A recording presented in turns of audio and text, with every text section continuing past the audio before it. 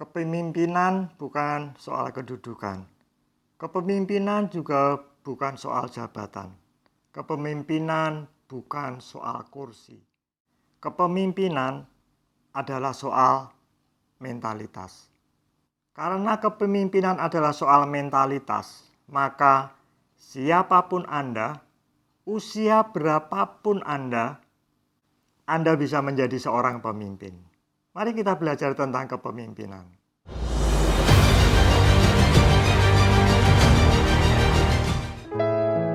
Sebelum belajar kepemimpinan, saya ajak Anda untuk melihat bagaimana perjalanan spiritual seorang yang percaya Yesus. Anda tentu masih ingat ketika pertama kali Anda mengenal Yesus. Anda masuk dalam tahap yang pertama yang saya sebut dengan KAM. Di fase ini Anda mengenal keselamatan, Anda mengenal pertobatan sejati, Anda mengenal sakramen-sakramen seperti baptisan, perjamuan kudus, dan seterusnya. Setelah melewati tahap ini, Anda akan masuk ke tahap yang kedua, yang saya sebut sebagai grow. Di fase ini Anda mulai bertumbuh. Firman yang sudah Anda terima mulai Anda praktekkan. Anda mulai mengalami pertumbuhan rohani yang bermakna. Setelah selesai fase yang kedua ini, Anda masuk ke tahap berikutnya, yaitu serve atau melayani. Anda mulai terjun di dalam pelayanan. Di tahap ini Anda mulai melayani orang-orang yang ada di sekitar Anda. Selanjutnya setelah tahap melayani, Anda masuk ke tahap yang kita mau pelajari kali ini, yaitu tahap leader, tahap memimpin. Setelah Anda melayani, Anda menjadi seorang pemimpin. Kalau Anda mau belajar tentang tahap-tahap sebelumnya, Anda bisa klik di playlist channel YouTube kami dari yang paling dasar, yaitu modul berakar, modul yang kedua yaitu modul bertumbuh, yang ketiga adalah modul berbuah. Kita masuk kepada pelajaran kepemimpinan. Kepemimpinan Kristen berbeda dengan kepemimpinan dunia. Dari Ensiklopedia Indonesia menjelaskan bahwa pemimpin orang yang berkuasa atau memegang satu peranan dalam suatu organisasi. Kepemimpinan di sini mencakup 3 faktor, yaitu kekuasaan, wewenang, dan pengaruh. Nah, sedangkan kepemimpinan Kristen itu punya keunikan tersendiri.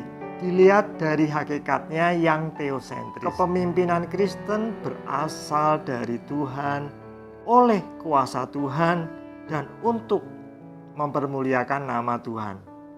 Kepemimpinan adalah pengaruh, yaitu kemampuan seseorang untuk mempengaruhi orang lain. Ini berarti setiap kali kita mempengaruhi cara berpikir seseorang, mempengaruhi perilaku seseorang, mempengaruhi pengembangan diri seseorang, sesungguhnya Anda sudah melakukan peran sebagai seorang pemimpin. Yang perlu saya tekankan di sini adalah seorang pemimpin Kristen tidak mempengaruhi orang lain dengan kekuatannya sendiri. Pengaruh yang diberikan oleh seorang pemimpin Kristen itu adalah pekerjaan Roh Kudus yang bekerja pada diri orang itu.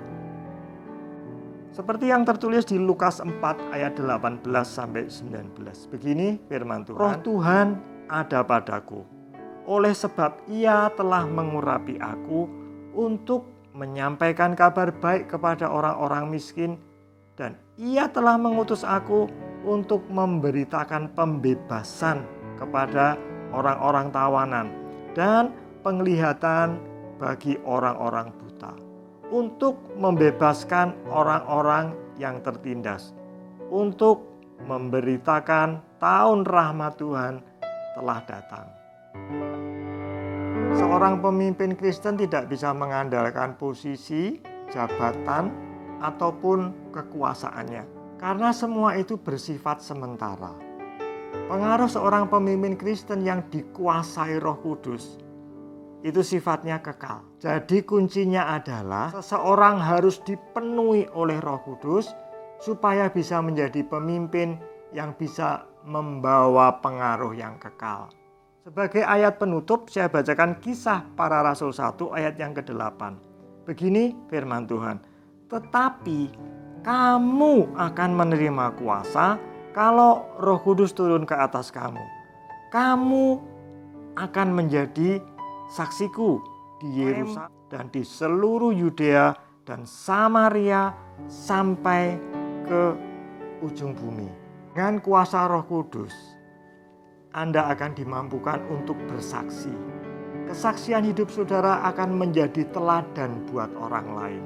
Selanjutnya, keteladanan itulah akan menarik orang untuk mengenal siapa itu Yesus Kristus Tuhan.